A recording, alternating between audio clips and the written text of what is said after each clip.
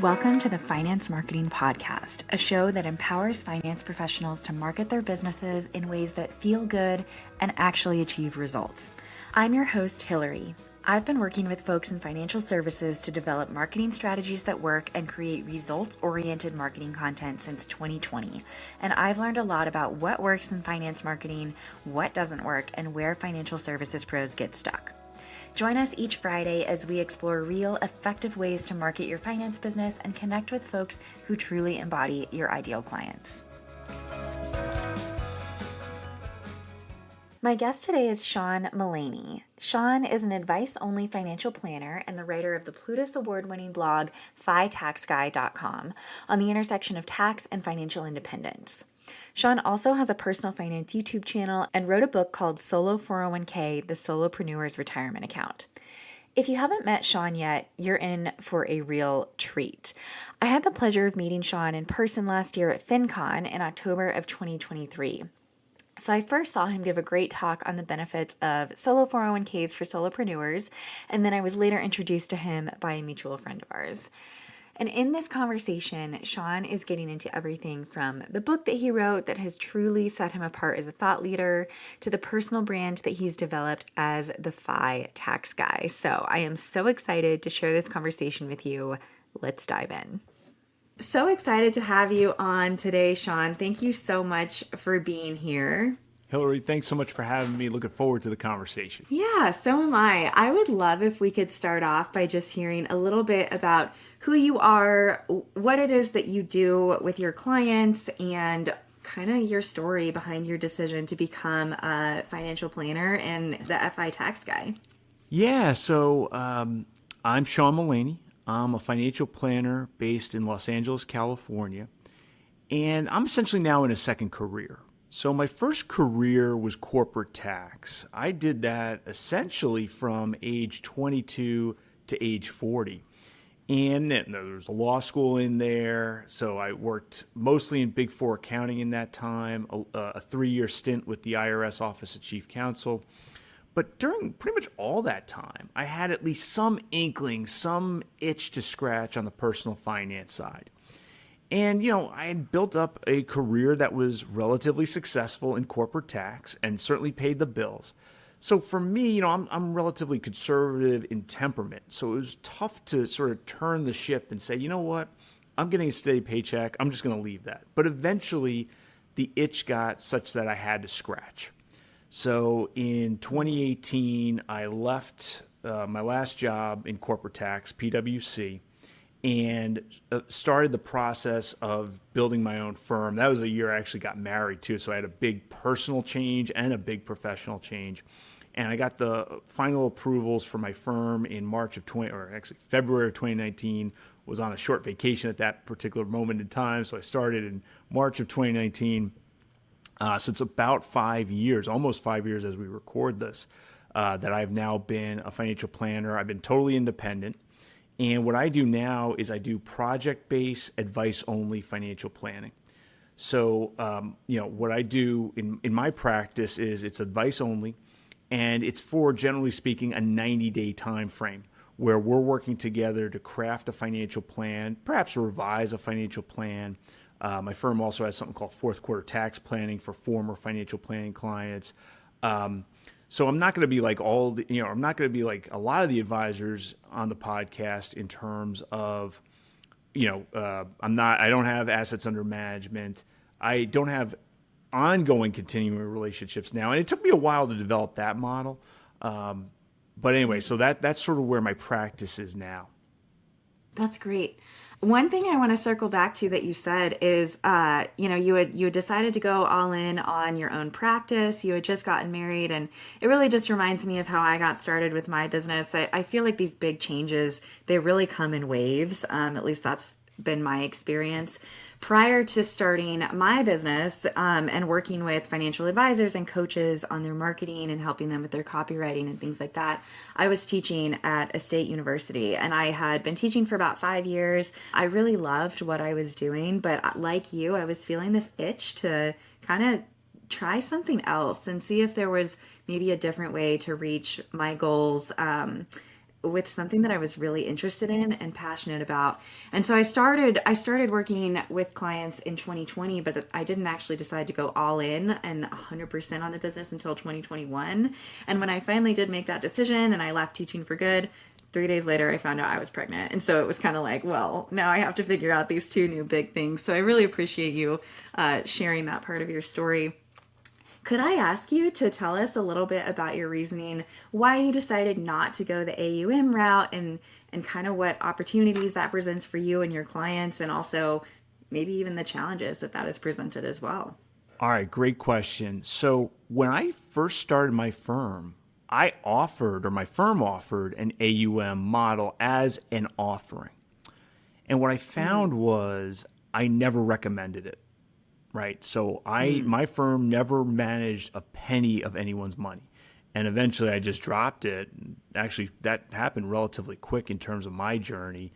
So I was new to the industry. And you just, there's a lot of bias towards the AUM in the industry. And I just figured, well, I'm a financial planner. I guess you just got to offer that. And I started working with some clients. Like I said, I never recommended it. And so if I'm never going to recommend it, why am I even offering it, right? And that's part of also being an entrepreneur. When you first start out, it's like, well, money's walking in the door. The answer is yes, right? That money never did walk in the door, right? No one came to me looking for it, and I never recommended it. So it was a pretty easy decision to drop it. So yeah, that's sort of why that happened. And frankly, the advice only model has really sort of taken off. I became advice only before I really even heard that term to my knowledge. I'm trying to remember back then. Now I think you have a much bigger movement of advisors who affirmatively offer that as a feature, not a bug, right? Like, no, I don't want to be managing clients' money. And to my mind also, I look at it as, say you or I inherited $100,000 this weekend, right? Relative passes, we inherit $100,000. Well, what the heck are we going to do with that money? We can pull out our iPhones or your Android or whatever device you have, and in about 10 minutes, you can get it invested in well-diversified, low-cost funds on your choice of platform, right? You could choose the platform based on, I like this app, I don't like this app. And that's perfectly reasonable, and that process can take 10 minutes. So I'm not so sure why we need to be having professional investment management today. Look, that's my take. You do you. So anyway, so that's sort of my journey with the assets under management model. I love that. And I would love to ask just one follow-up question, and then we'll get into kind of the marketing side of it. I've heard from one of my clients actually that they did the same thing. They had an AUM offering, and then they also had kind of a project-based advice-only fee. And they had the total opposite experience. They found that not many of their clients were willing to pay out of pocket, in their words, for the advice only. And it sounds like you've had the exact opposite experience. And I would love to just hear your thoughts on kind of where you think that is. All right, so I'll give you a little bit about my journey. So it's interesting, I left the corporate tax world, the Big Four accounting world. Well, what do? I basically sort of recreated that world in my own entrepreneurial adventure, because what I did was I said, well, okay, I'll just bill everybody hourly. Okay. So that was my model for quite some time. And I found it actually is not a very good model. This is my opinion, right? My experience. So what would happen was clients would sign up and I would give them an estimate of the time to completion. So, hourly rate times estimated time, and this is roughly what it's going to be. And I think the hourly model has a lot of drawbacks. Now, one of them, frankly, is the client really doesn't know, okay, what is it ultimately going to cost, unless you just say it's going to be 10 hours and we're just going to lock in at that. So there's a subset of the hourly model where the client could really know what it's going to cost. So in 2022, I shifted to project-based. So now everything is, this is the fee and that's it, right? There's no discussion. There's no, it's going to be more, it's going to be less. We got to negotiate. There's none of that, right? This is the fee, take it or leave it. And I think that's just a great model. I think it helps me appropriately collect for the value added, right? Sometimes the value added has very little to do with the amount of hours spent. Now, sometimes it does, right? So there's a balance there. But sometimes I have specialized knowledge or specialized judgment. That's a lot of what you're paying for is specialized judgment, not so much knowledge. And sometimes that judgment, today doesn't take a lot of time to go through, but maybe it took a lot of time 2-3 years ago when I developed the knowledge and working with clients 2-3 years ago that informs my judgment today. So why are you paying me hourly today? So that's been my journey. As an advisor, I think it very much helps me in my business and makes my business a lot more sustainable by having a flat fee that's predictable. Client comes in the door. I now know the revenue that's associated with that client. And I feel like I'm appropriately compensated. And the client has the advantage of they know the fee, right? It is what it is. That's it, right? And I think I've found that prospective clients seem to like it. And certainly I think it works better for my business. Well, I really appreciate you sharing that. I know I've talked to several advisors who really struggle with this question of, how do I charge? How do I want to charge? And how do clients want to pay me? So I really appreciate you kind of sharing that perspective, which is a really important piece of your marketing in a way. It's how you talk to clients and how you start a relationship with them. So now, of course, going in on your own business after a very successful career, all of a sudden you're the person that is wearing all the hats. So I'd love to hear about what your experience kind of was realizing that, okay, now I am the one responsible for finding all of the clients. Did you have a role similar to that when you were in corporate tax? Had you thought about marketing in any specific way at that point in your career, or was this just a totally new realm for you? So Hillary, I would say it was mostly a totally new realm. Now, I had done some marketing at my old jobs in terms of I'd worked on some thought leadership pieces within the firm. But that was me and a whole host of people. And in terms of sales, my particular role had very little to do with sales and generating additional revenue for the firm. And even so, that's Fortune 500 for the most part type client base. Very different marketing to now I'm a B2C provider, right? I'm going to the individual end user. I'm going in, essentially into people's homes now virtually today, but I'm going into people's homes and trying to get clients that way.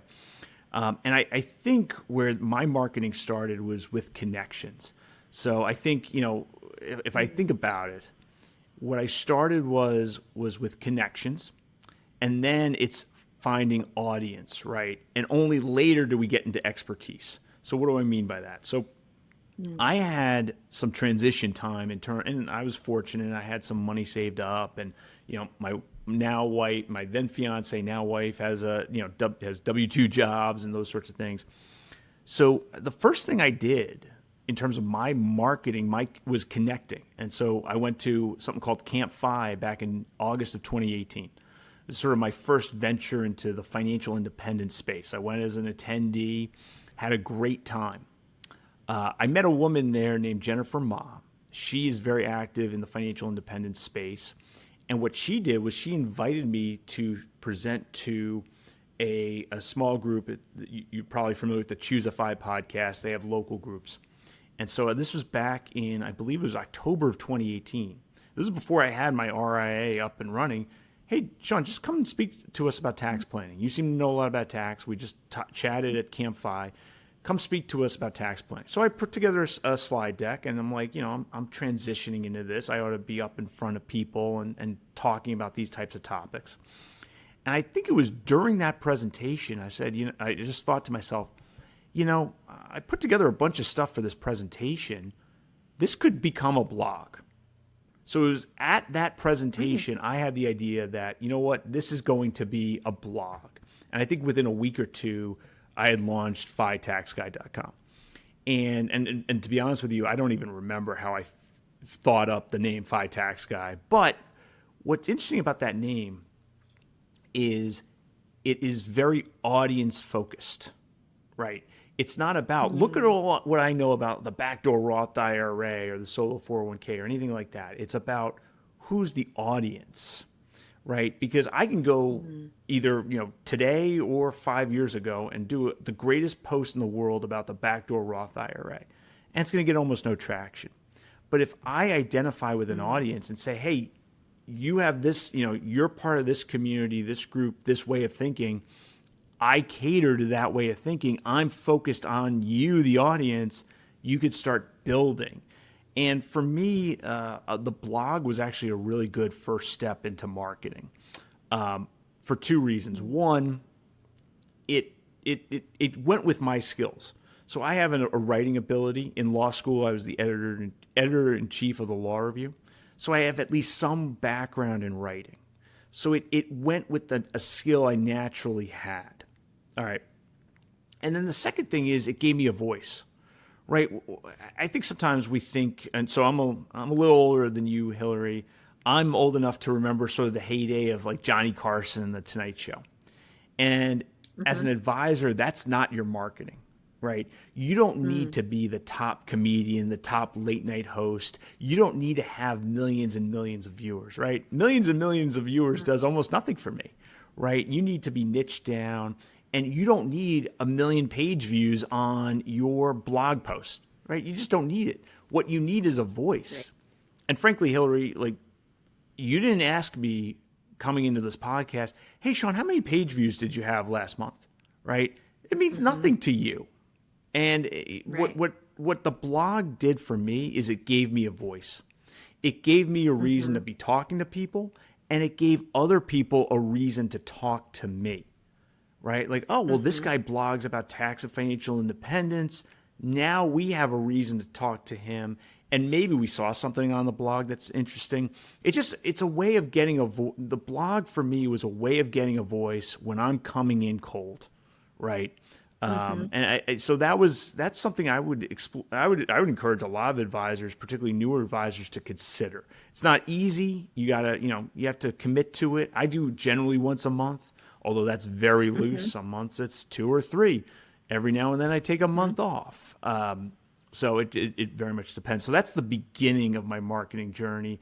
And frankly, I took one at a time. So I didn't come out, and I'll tell you, if I was advising an advisor, and by the way, I'm an end user of marketing. So if you're getting your marketing advice professionally from me, I don't offer it, and I'm not going to offer it.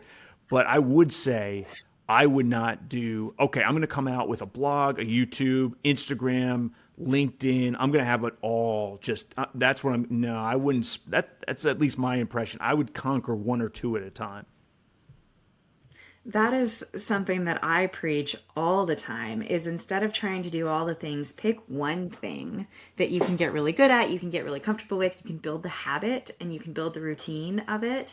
And then if it so happens that down the road you want to add the next thing on, by all means, that's the way to do it. Too many times I've seen somebody want to do all the things and then they end up doing nothing at all because it's just too overwhelming to try to do that. So, I love that piece of advice. The other thing I wanted to say was what you're describing here is you really leaned into kind of building a personal brand and kind of establishing yourself as I am the tax guy. And so I think that the important pieces of that were you had a community that you really connected with and you established yourself in that community and how your voice could contribute to the conversation. And I think that's just the most basic part of building a personal brand, and you've happened to do it really really really well.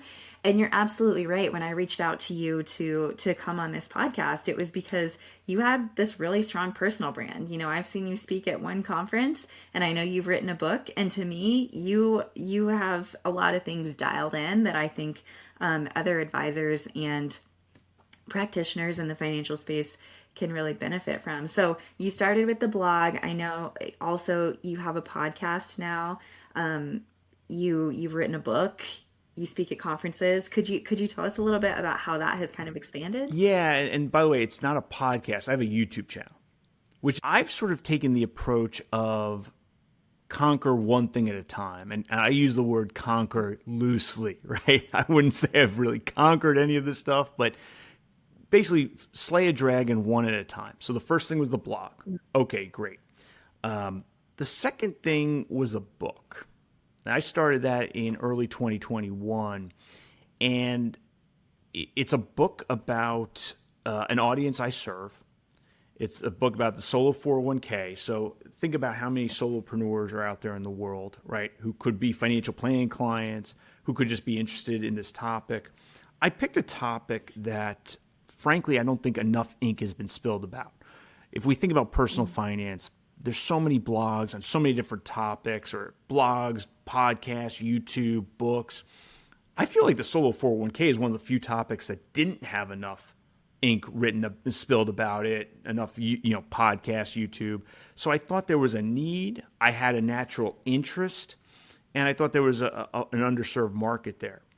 I will say this though. So Hillary, I don't know. Do you play Texas Hold'em poker? I never have. Okay, so there's a saying in Texas Hold'em poker that certain hands are great drawing hands. So I'll give you an example. If you get dealt the Jack 10 of any particular suit, so the Jack 10 of spades or the Jack 10 of hearts, by itself, it's not the best hand, right? A pair of aces, pair of kings, pair of queens just destroys it. Ace, king, king, queen, those type of hands destroy it. But the Jack 10 is a great drawing hand. What that means is it can become something great. It can become an ace high straight. It can become a royal flush. It can become a Jack high straight. It could become even a 10 high straight technically, right? It can become all. It has the ability to win you the hand in the long term in different ways. And I think the book was that, right? Not that, oh, I'm going to release this book and it's going to be a New York Times bestseller. Or I'm going to release this book and I'm going to have 50 new clients, right? But wait a minute, this book could win because maybe it'll be commercially successful. But maybe it'll win because it'll give me credibility. Maybe it'll win because it'll get me on podcasts. Maybe, on and on and on. And I think that's sort of what happened with my book. It has not been this huge commercial success, although recently sales have ticked up a little bit. It was mentioned on a particular podcast that helped move some sales, just because a gentleman really liked it and just mentioned it on his podcast, and that moved some sales. So that's great. But what it's done is it gave me credibility. It's gotten me on podcasts, and I've been happy with it. I will say this though. I think it's my last book for quite some time, and that sometime don't hold your breath for book number 2. The one drawback from a book is it's a lot of work that a lot of people are never going to see, right? There's a big cost of entry in terms of, okay, could people see this? And that cost is their time, right? It's not like a YouTube video or a blog post where Dr. Google's going to lead you there. And now I've had this great interaction with Sean Mullaney, right? This is, I've got to commit my time. I've got to know about it, yada, yada. So the book can absolutely build credibility. It's something to at least consider, and it depends on who you're looking to be who you're looking for clients, what you're trying to build in terms of your own credibility. But okay, so that's the book. And then in 2022, I went a step further, and that's the YouTube channel. So in 2022, I did the YouTube channel, and that's growing. I'm over 1,700 subscribers now. And I'm actually near, as we record this, I'm near monetizing the channel, which means I have 1,000 subscribers and 4,000 hours of views in the last 12 months. I looked at it yesterday, and I think it was like 39.65. So I'm really close to getting that thing monetized. Mm-hmm. But it's just another way of getting the voice out there, people getting to see you. And especially in today's world where we have so many virtual meetings, I think it's actually helpful because they see, all right, this is sort of what he looks and feels like. How do I relate with that gentleman? And then in the background, though, I will say, so in my marketing channels, it's blog, book, YouTube, and then in the background, it's guesting on podcasts, right? So, and all three of those feed into that, right? So it's like, look, people find me because I've been a guest on a lot of these podcasts. And it's like, okay, I hear this guy in a conversation. I get to look and feel, and how does he talk to folks? Does he seem like he might be a good connection for us? So I'd say it's those 4 tactics that then, but I focus, on the financial independence space. I focus on the tax space, And it's like, okay, we have those two strategic focuses, these four ways of connecting with people. Hopefully that's good enough to bring in clients. And I found that it actually is pretty good to bring in clients. And if I could just add a fifth thing, because this is how I met you. You also do a lot of speaking at conferences. I know, last year we met at FinCon. You told me before I hit record that you're speaking at Camp FI. Is it Camp FI or Camp Fi? I say Camp Fi. I don't think anybody's going to ding you for saying Camp FI, though. Yeah, one tomato, tomato. Would you say, am I correct in saying that's kind of a fifth prong of what you do is speaking, or is that a little bit lesser on the priority list? Oh no, that's absolutely. I think that's a really good point, Hillary. And frankly, those conferences, it's about sometimes it's about speaking, but it's also about just connecting. And it's not necessarily clients, right? I go to FinCon. I'm not looking for clients. I'm looking to connect with other content creators. I had some great conversations at FinCon this past year, and it's like, hey, Sean, you want to come on our show?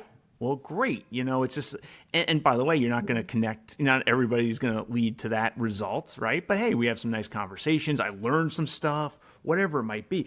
I pick up some tips and tricks in terms of my YouTube channel, or even this year I learned a lot about Twitter at FinCon, and just sort of how to try to build up your following on Twitter. So, I think that's something I would recommend to a lot of the newer planners out there, and established planners too, is go to some of these conferences and connect, right? It's not about every interaction leads to, a 10 episode arc on, Joe Rogan, right? That's not about that. It's about, hey, let's make some connections. Let's see where we have some similarities. Maybe we can help each other out in terms of, promoting each other, giving each other a voice or a platform.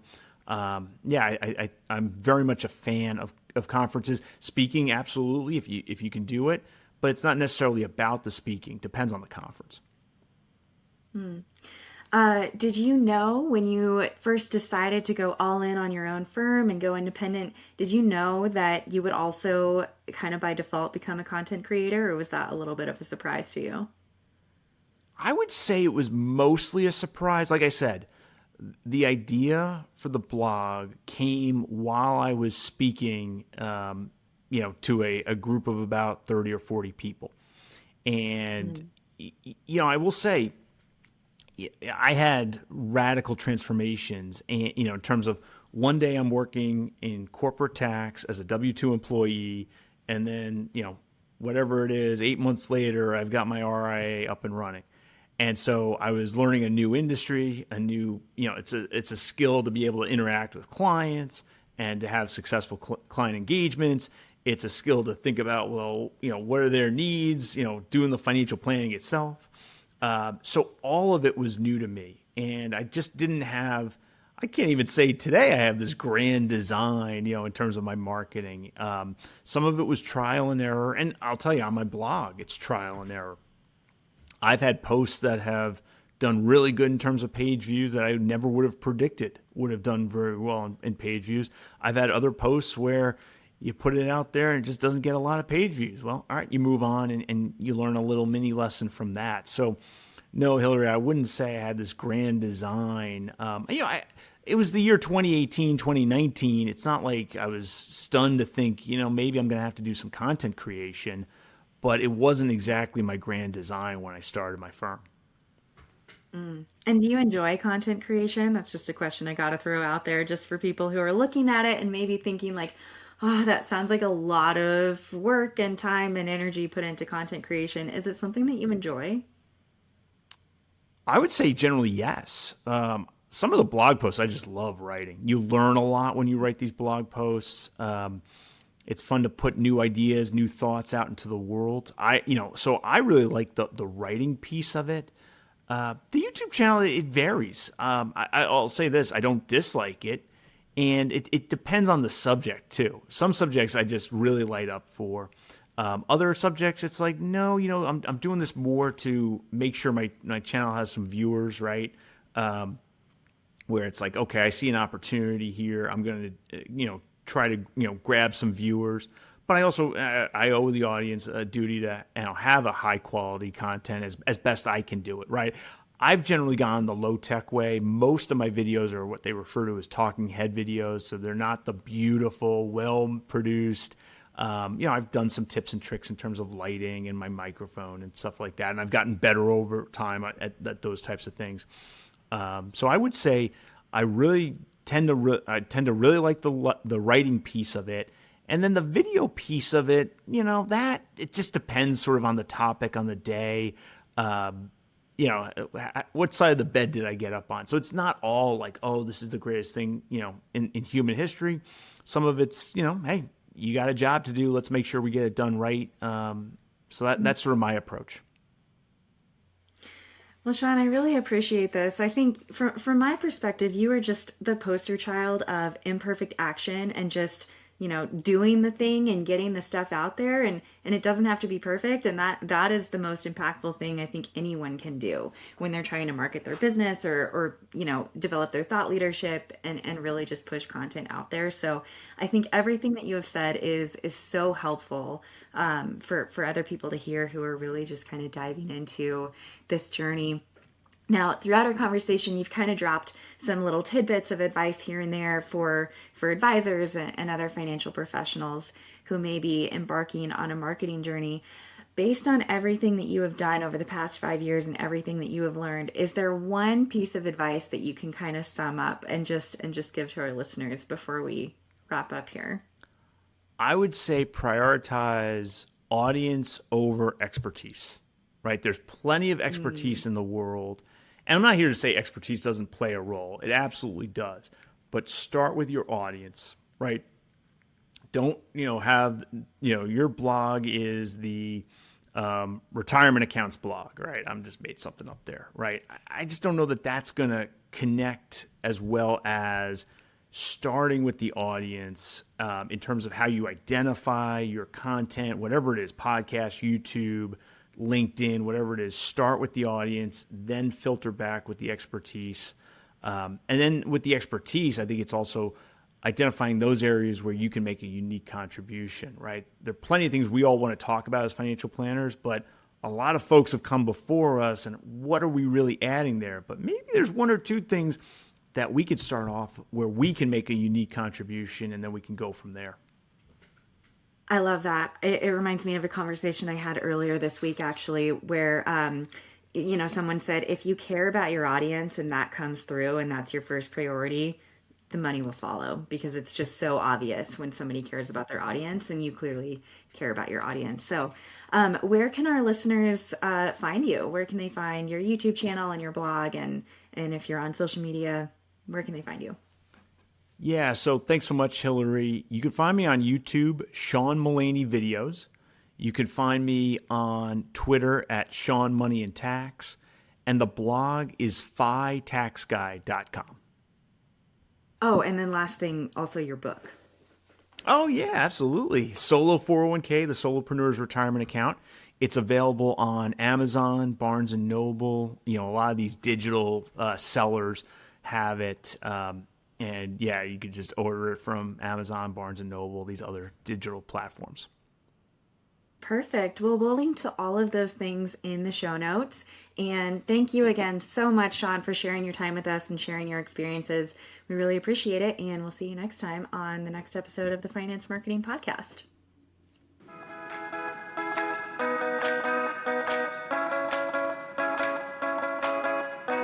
Thank you so much for joining us on this episode of the Finance Marketing Podcast.